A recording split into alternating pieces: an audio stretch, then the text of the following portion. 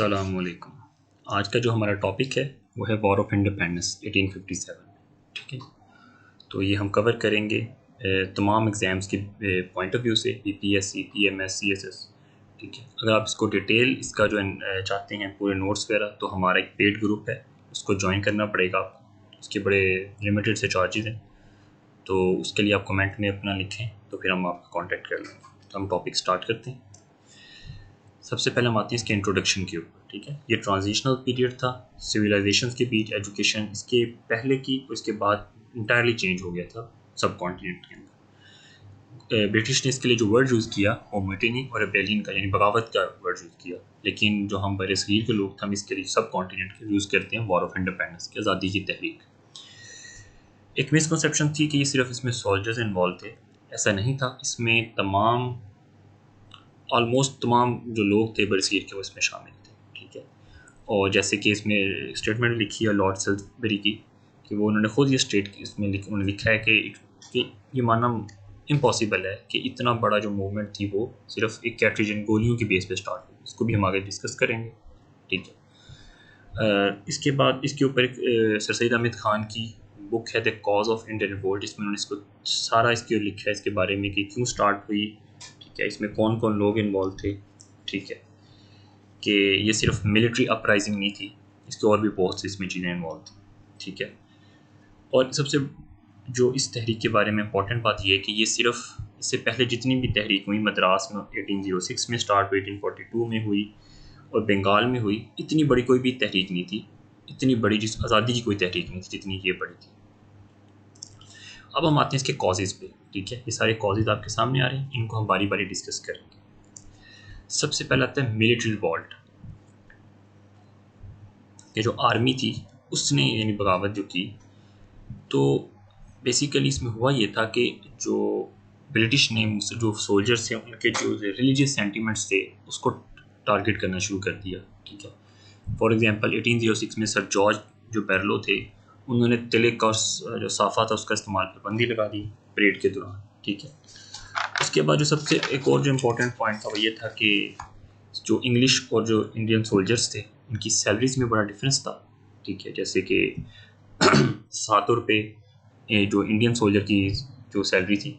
ठीक है, और फिर प्रमोशन का कोई चांस नहीं था इंडियंस के लिए। ठीक है, उसके बाद जो वो सोल्जर्स के दरमियान क्रिश्चियनिटी की तबलीग की जाती थी।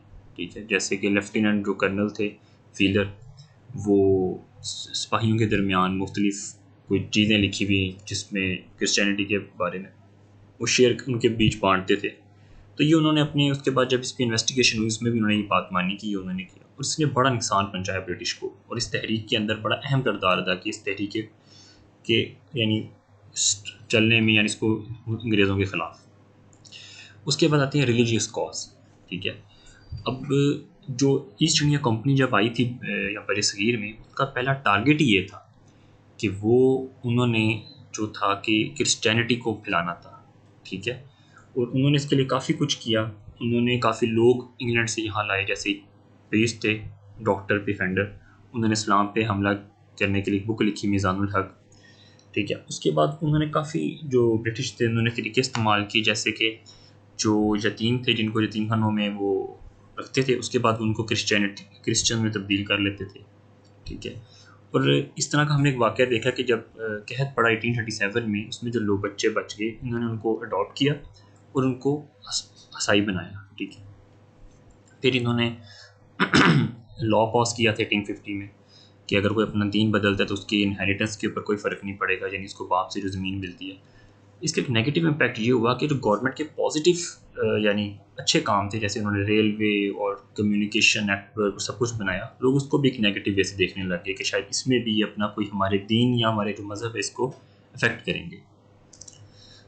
उसके बाद आती है पॉलिटिकल कॉज। ठीक है, अब जब ये स्टार्ट इन्होंने अंग्रेज़ों ने जब यहाँ किया, तो यहाँ से मुसलमानों की हुकूमत थी उनसे ली, तो इन्होंने इसके बाद यानी इस टाइम में जब अंग्रेज़ यहाँ आए, उन्होंने इस्लाम के ख़िलाफ़ एक प्रॉपर कैंपेन स्टार्ट कर दी, जिसमें वो हिस्ट्री को, कल्चर को मुसलमानों के चेंज करने की कोशिश की। और वो जो मुग़ल थे उनके यानी उनकी प्रेजेंस भी वो बर्दाश्त नहीं कर पा रहे थे। ठीक है, तो इसका एक हम देखते हैं कि लॉर्ड जो हाउसी थे, उन्होंने एक हुक्मनामा जारी किया था कि बहादुर शाह जफ़र की फौत होने के बाद जो उनके आगे बच्चे थे वो ना रेड फोर्ट जिसमें वो रह रहे थे वो भी इस्तेमाल नहीं कर सकते, और अपने लिए हुक्मरान का यानी टाइटल जो था वो भी इस्तेमाल नहीं कर सकते थे। उसके बाद आती है स्टेट्स की, जो ब्रिटिश ने अपने अंदर ज़बरदस्ती उनको अपने अंदर शामिल करने की कोशिश की। ठीक है, लॉर्ड हाउस जो थे उसके टाइम में काफ़ी ज़्यादा ये सबसे ज़्यादा हुआ सेशन ऑफ स्टेट्स। उसने 8 स्टेट्स को किया था शामिल, और सबसे जो मशहूर है वो अवादा की थी। ठीक है, इन्होंने सबसे पहले वहाँ सब्सिडारी सिस्टम इन्फोर्स किया, जिसमें एक बंदा मुकर्रर किया जाता था जो लुक ऑफ करता था सारे मामलात को। ठीक है, तो उसके बाद इन्होंने ये किया कि उनकी जो फर्टाइल लैंड से उनको ज़बरदस्ती अपने गवर्नमेंट ने अपने अंडर लेना शुरू कर दिया। ठीक है, और जनवरी 2 1856 को, ये डेट बड़ी इंपॉर्टेंट, इसको याद करिएगा ज़रूर। ठीक है, इसको उन्होंने अपने ब्रिटिश एम्पायर ने अपने शामिल कर लिया। इसी वजह से, क्योंकि जब उन्होंने शामिल किया गवर्नमेंट चला नहीं पाई इसको सही तरह, वहाँ के जो रिसोर्सेज थे वो लोगों पे नहीं लगे, तो जो उनकी फ़ौज थी वादा की, जो सोल्जर्स थे वो जॉबलेस हो गए। इसी वजह से उनमें एक डेस्परेट थे और वो जॉबलेस थे, तो वो जो वहाँ के जो सोल्जर्स थे वादा के, वो वॉर ऑफ इंडिपेंडेंस में सबसे ज़्यादा उन्होंने आगे फ्रंट यानी लाइन पे वो लड़े। ठीक है, और सर हेनरी लॉरेंस जो थे, इन्होंने इस बात का इकरार भी किया कि जो वादा है वो शेमफुल और ऐसा एपिसोड है जो ब्रिटिश को बड़ा नुकसान पहुंचाया इनकी वहाँ प्रेजेंस को। उसके बाद इकोनॉमिक एक्सप्लॉयटेशन थी, तमाम जो अहम पोस्टें थी वो इंग्लिश के पास यानी अंग्रेज़ों के पास रहेंगी। उसके बाद जब वो रिटायर होते थे, उन्होंने जो कुछ यहाँ कमाया होता था उसको वो ट्रांसफ़र इंग्लैंड कर लेते थे। इसकी वजह से वहाँ के जो रिसोर्सेज थे वो इंग्लैंड जा रहे थे, और मुल्क के अंदर आसा पैसे की कमी हो रही थी। ठीक है, और फिर लोकल इंडस्ट्रीज़ को तबाह किया जा रहा था। इंडिया की सिल्क बहुत अच्छी थी फ्रांस और इटली से, ये बड़ा इंपॉर्टेंट पॉइंट है, तो ये एक्सपोर्ट होती थी। ठीक है, इन्होंने सिल्क इंडस्ट्री पर टैक्स लगाया, वो बंद हो गई। इसके साथ साथ कलीनों की जो इंडस्ट्री थी, कारपेट इंडस्ट्री, उसको भी तबाह किया गया। फिर सबसे इंपॉर्टेंट जो पॉइंट है इसको हम बताते हैं इमीडिएट कॉज, यानी ये तो सब पहले जो कॉजेज थी वो एक यानी आस्ता आस्ता चीज़ें थी जिन्होंने इफेक्ट किया। जो सबसे यानी एक ऐसी चीज़ जिसने फ़ौरन इस वॉर ऑफ इंडिपेंडेंस में किया वो था कि किसी ने रूमर्स फैला दिए कि जो गोलियाँ इसके ऊपर गाय और सूर की जो होती है चर्बी वो चढ़ाई हुई है। तो उसकी वजह से जो थे स्पाइयों ने उनको इस्तेमाल करने से इनकार किया। तो जो सर जॉन लॉरेंस हैं वो मानते हैं कि जो कैटरीज वाला जो थी बात, इसने सबसे ज़्यादा फ़ौरन जो एक कॉज यानी क्रिएट की वॉर के लिए। फिर आते हैं वॉर पे। अब हुआ ये कि अप्रैल 1857 में सोल्जर्स थे जो मेरठ में कंटोनमेंट में, उन्होंने गोलियां इस्तेमाल करने से इनकार कर दिया। ठीक है, और जो अंग्रेज़ हुकूमत थी उन्होंने इनको पकड़ के 10 साल की सज़ा दे दी। तो जो बाकी फौजी थे उन्होंने बगावत खड़ी कर दी। अब जब आस्ता आस्ता वहाँ से होते होते ये पूरे मुल्क में फैली, और मई 11 1857 को, ये बड़ा इंपॉर्टेंट पॉइंट है कि दिल्ली में मूव किए और इन्होंने वहाँ जाके बहादुर शाह जफ़र की सपोर्ट का ऐलान किया। ये 10 मई 1857 से 8 जुलाई 1859 तक ये टोटल इसका टेन्योर था, वॉर ऑफ इंडिपेंडेंस का टाइम था, ड्यूरेशन था। अब हम आते हैं कि फेल क्यों हो गई। ठीक है, ये आपके सामने पॉइंट्स लिखे हुए सारे कि फेल क्यों हो गई। अब इनको हम बारी बारी डिस्कस करेंगे। सबसे पहले आते हैं चेंज ऑफ प्लान। अब जो लोग प्लान कर रहे थे कि उन्होंने हुकूमत की यानी अंग्रेज़ों के खिलाफ तहरीक करनी है, उनका प्लान था 31 मई को हमने करना है 1857 को, लेकिन क्योंकि ये अचानक गोलियों वाला बात आ गई और इससे एक तहरीक खड़ी हो गई, तो उनको अपना प्लान पहले करना पड़ा। और उन्होंने किया हुआ था कि इसको एकदम पूरे मुल्क में करेंगे ताकि अंग्रेज़ इसको काबू ना कर पाए, लेकिन वो इस तरह नहीं कर पाए। ठीक है, ये प्री मैच्योर यानी जो थी तहरीक स्टार्ट होगी, तो इस वजह से ये इसने अफेक्ट किया।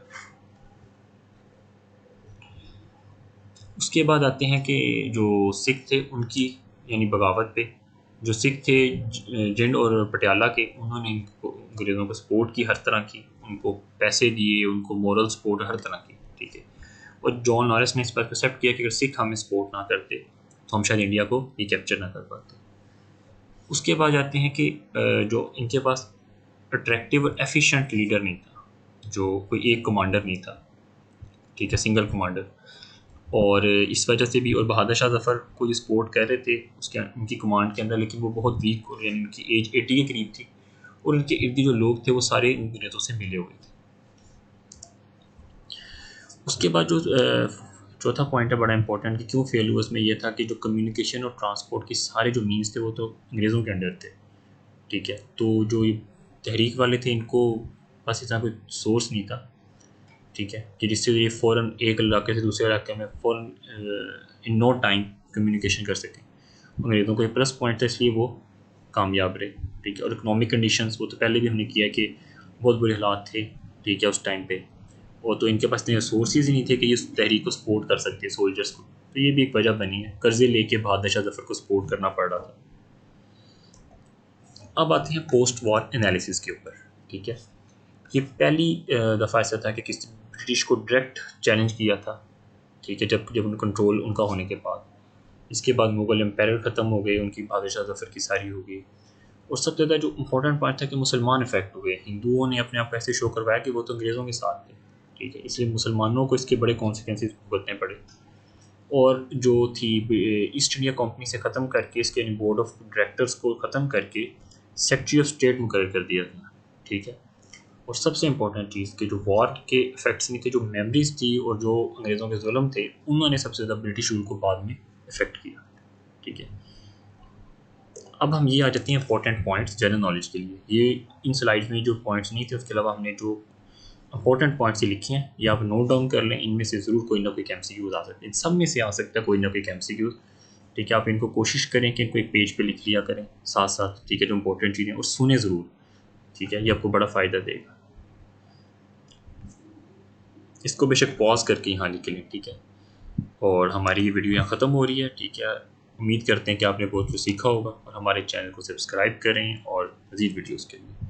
Thank you very much.